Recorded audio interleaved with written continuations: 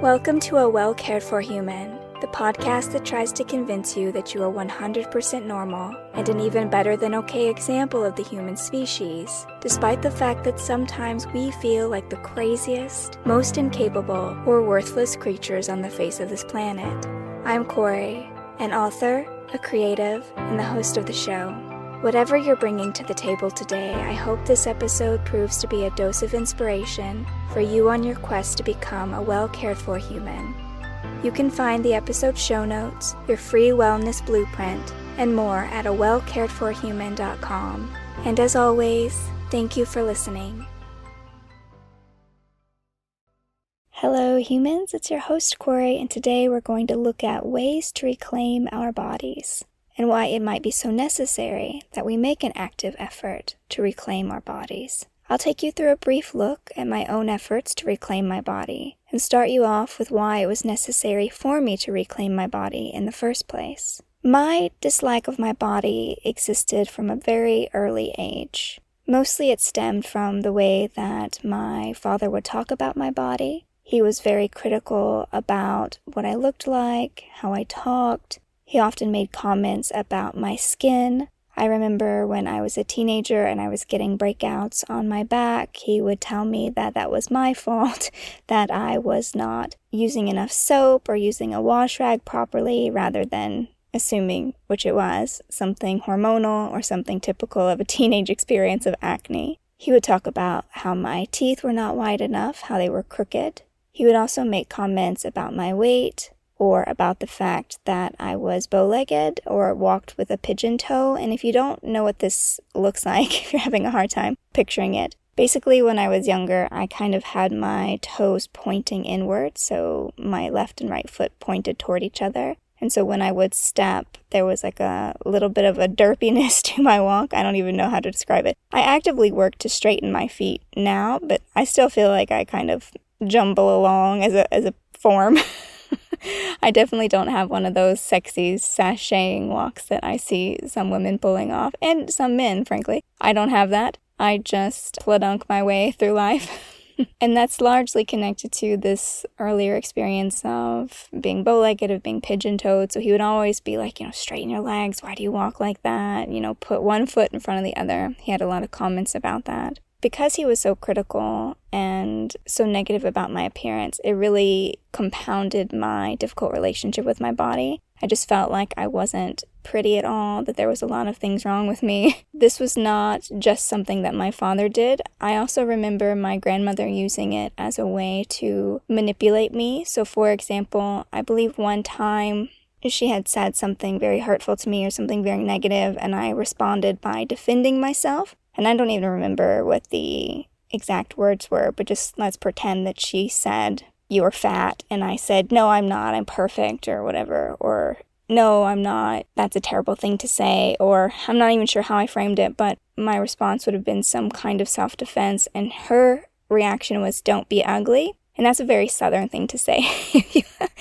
If you have parents or grandparents from the South, this "don't be ugly" is probably right up there with bless her heart. But anyway, she would say "don't be ugly" as a way to curtail any kind of behavior that she thought was unacceptable. So essentially, ugliness was the worst thing that you could possibly be. And apparently sometimes I was ugly based on how I acted. And then in addition to just these negative messaging situations that I was getting from my family, I also wonder if I had some leftover residue from my mother's own dysmorphia. We know now that a lot of the experiences that babies have can be carried over from their mothers, something that they learned in the womb. And because of my mother's history with sexual abuse, from all those times that her half-brother and her father raped her and abused her, and heaven only knows how many other situations that she encountered from dangerous people in her life, she certainly had a dysmorphic relationship with her body. And so I remember once that she was sitting in the bathroom sink applying her makeup. I don't know if you've ever seen anyone do this, but they put both feet in the sink and they lean forward really close to the mirror in order to get their makeup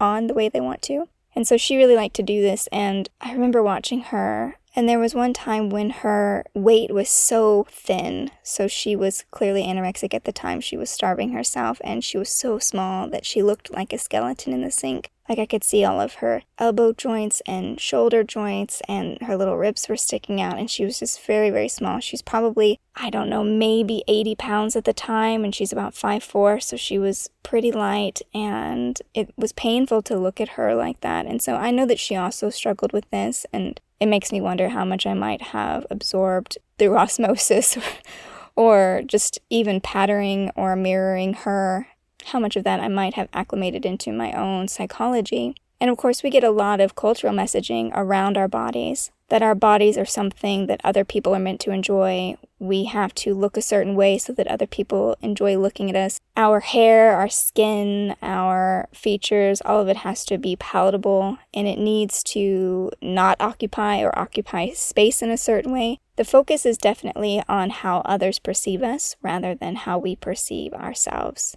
And so because of all of these negative experiences that I had with my body, I just really did not love my body for a long time. I had a very destructive relationship with my body. I would hurt my body. I was doing self-harm for a while. I was doing some cutting. I've already talked about my eating disorder quite a bit, my bulimia, my struggles with trying to feed myself well. And so my relationship with my body really suffered due to these past experiences with my body. And so because I had such a terrible relationship with my body, it became necessary to reclaim my body. And what do I even mean by that? To reclaim your body is essentially doing whatever you can do to change the focus, to rewire your focal point so that you're no longer pleasing other people with your body. Your objectives, your efforts, your energy is not used to fit in or to be accepted or to blend in if you can. It's to please yourself.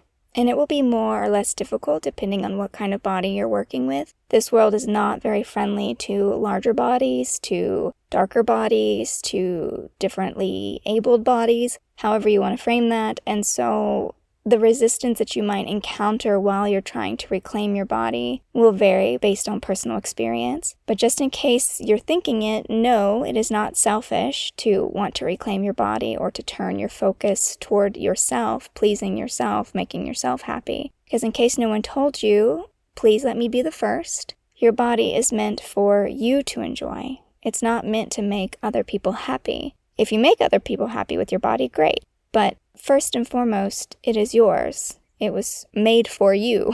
And if anyone tells you otherwise, they are mistaken. It's your vehicle, your way of getting through this life, and it is above all meant to be used and enjoyed in service of yourself. So what did my body reclamation process look like? What do I actively do to claim what is mine? One of the first things I did was looking at how I treated my body, how I spoke to it, how I thought about it. Words and thoughts are very powerful, and it needed to be very clear to me what it was I was saying to myself. You can do this by mirror work, a bit of combination between mirror work and meditation. So if you did a meditation in front of a mirror, it can either be a handheld mirror or maybe you sit down in front of a larger mirror. But if you're looking at it and you start looking at yourself, preferably naked, because then you will likely have more thoughts. I mean, it's absolutely true that we can sometimes rag on ourselves just when we're looking at our face. We usually have more negative things to say if we're entirely naked. And so get naked, get in front of the mirror, look at yourself, or have just a shorter session looking at your face and just watch your mind and see what you're saying to yourself. Is it nice things like, oh my gosh, I love my eyes, or oh my god, my skin looks great? Is it positive feedback? Or is what you're saying to yourself really harmful to the point to where you would be horrified if you heard someone saying these things to a friend or a loved one? And so that was my first step, was just becoming aware of what I was telling myself about myself. And then the second step was figuring out whose voice that was. And no surprise, a lot of it was my father. It was my father's voice in my ear who was telling me that I was, super gross and disgusting, excuse for a human being, that my teeth weren't white enough, that my skin wasn't nice, etc., etc. So once I realized that I was speaking to myself poorly, I was thinking about myself poorly, and why I was doing it was because of these experiences, I then had to look at where my loyalties lie. Do I want him to tell me what my body is? Was I really going to let him be in charge of this narrative? Or is that for me? Does that belong to me? So a lot of it was mind and emotional work, processing that, reclaiming who was going to get to tell the stories about my body, even to myself. And then also being very careful about how I spoke to my body around other people. So it's very common for people to get around and do this. I don't know if groups of guys do this, but certainly groups of women, we will get together and we'll be like, oh my God, I am so fat. I have gained 5 pounds in 2 weeks. I must be the hungriest cow on the face of... it's not uncommon for women to do that. I had to stop. I had to get to a place in which I no longer talked about my body negatively, even if other people around me were doing so. And that would be really challenging. So if I was in a group of friends and they were all like, oh my gosh, I feel so whatever, I could say any positive thing I wanted about them. Like, oh no, that's not true. I love your X, Y, and Z. I could still be their champion. But if they were like, oh my God, I feel like 1,000,000 pounds, you know what I mean? I couldn't say yes. Or I couldn't be like, oh yeah, me too, specifically. I couldn't throw myself under the bus. I had to stay by my conviction that I was not going to think or speak about myself that way, even when external pressures kind of set me up to do just that. So that was one aspect of the reclamation process. Another aspect of the reclamation process was how I used my body. And so a lot of the times in the past, what I did to my body was because I was trying to achieve a certain result in order to please other people, right? I wanted to look a certain way. I wanted to weigh a certain weight. And so I did things I didn't like to do, cardio until I wanted to throw up, or putting myself through grueling activities just so that I could try to get myself closer to these external goals that some other person determined I should have. And instead, I started doing things that felt good to me. So an example of this is I enjoy walking. I feel great when I go walking. Maybe that's not true for everybody. I'm certainly thinking of my wife right now. My wife detests walking. When we go somewhere, like we were in Italy a few years ago, pre-pandemic, and we were walking, and I wanted to walk everywhere because I'm like, oh, this is amazing. This is a European city. I want to see it all. She would take about 10 steps and she'd be like, where is the bus? She's just not about that walking life. It doesn't feel good to her. But I love to walk, and so I go out and I walk every day, and I don't do it for any reason other than it makes me happy, it feels great, my body enjoys doing it. There is no physical result I'm looking for. I do it only because it feels good in my body to do it. And the same is true for strength training. I do like to lift weights. I feel good when I'm doing it, and when it's over, I feel very proud of myself for having done it. So I will lift weights because it's something that feels good when I'm doing it. I enjoy doing it. And the same is true for yoga. Yoga has been really wonderful for me in reconnecting with my body, learning how to listen to my body, how to be good to my body, to be gentle with my body. And so I love doing yoga. A nice yoga session before bed is always really restful for me, or in the morning to help me wake up, or sometimes even just the stretching. If I've spent too long at my computer and my back is really achy, I'll enjoy doing some yoga.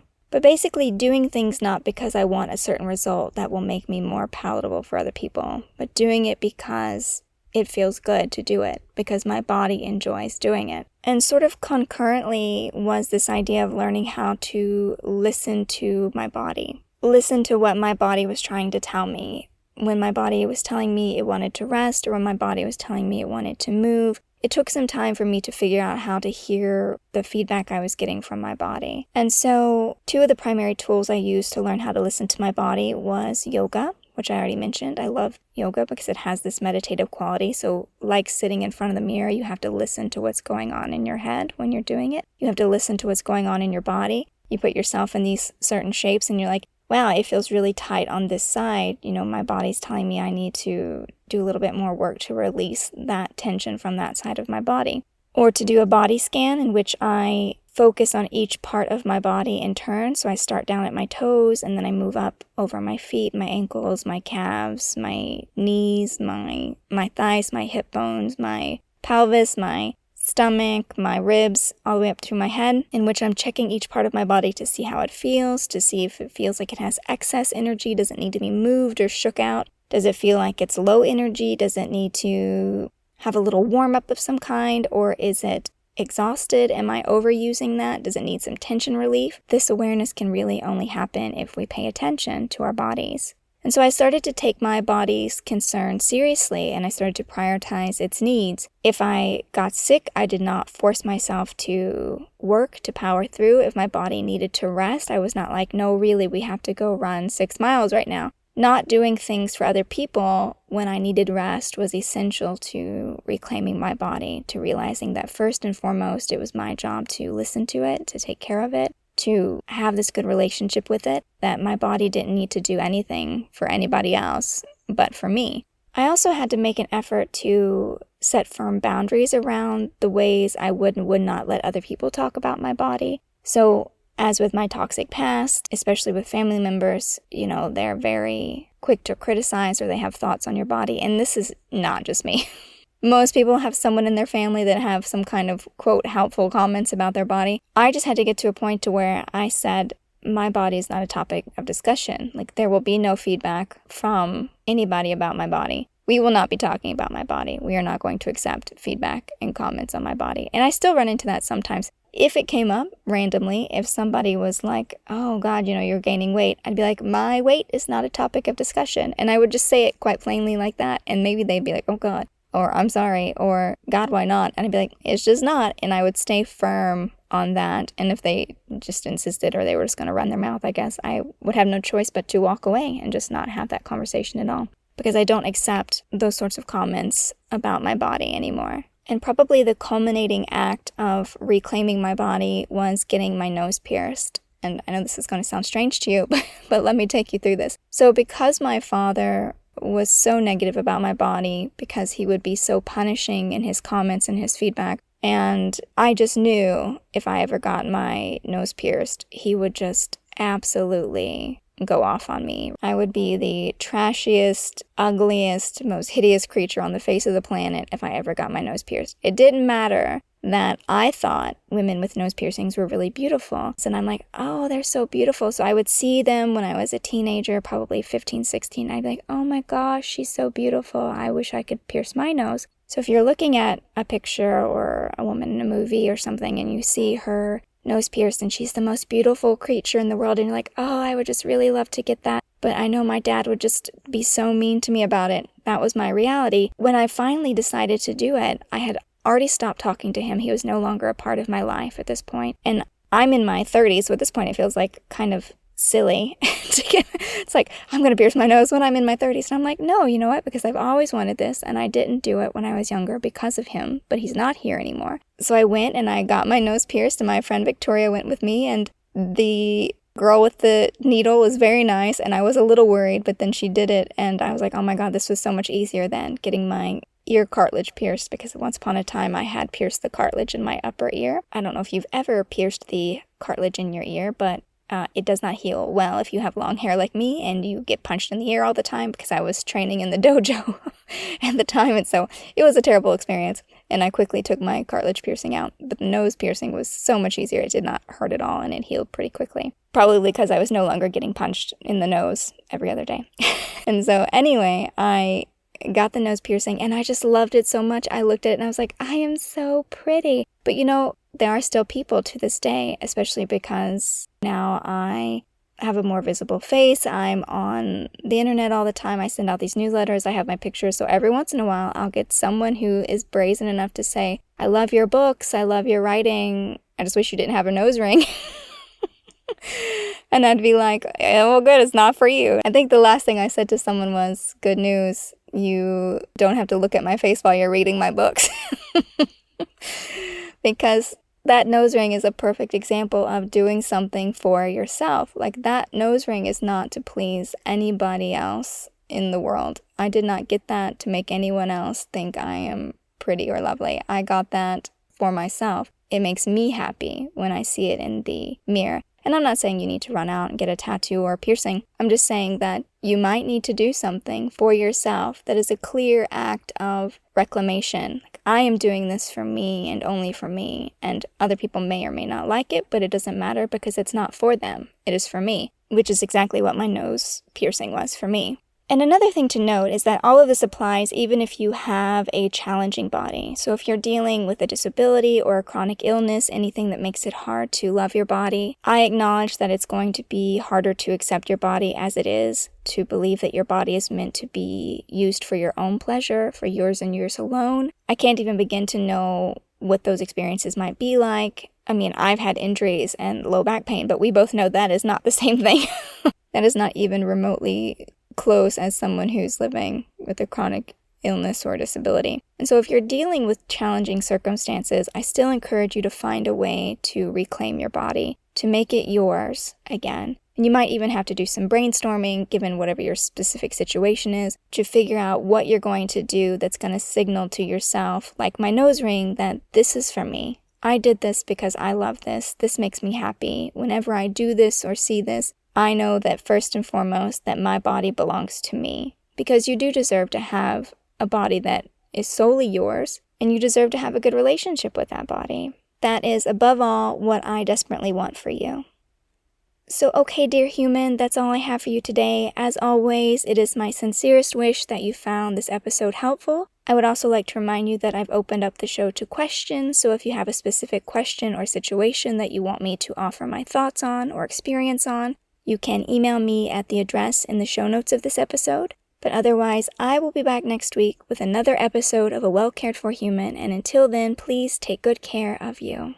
This episode of A Well Cared For Human was written and produced by me, Kory Marie. The music was by Late Night Feeler and Esther Abrami. If you like what I'm doing here, please consider visiting my Patreon. For as little as $1 a month, you get early ad-free access to the episodes, as well as a monthly patrons-only Q&A, bonus videos, and more. Not to mention that your Patreon support lets me know that you find value in the show and want it to continue. You can find me on Patreon by visiting www.patreon.com/Kory Marie. If you can't support the show financially, that is okay. You can still subscribe to the show, leave a review of the show, and recommend the show to your friends, not just the neurotic ones. All of this helps so much. And as always, thank you for listening.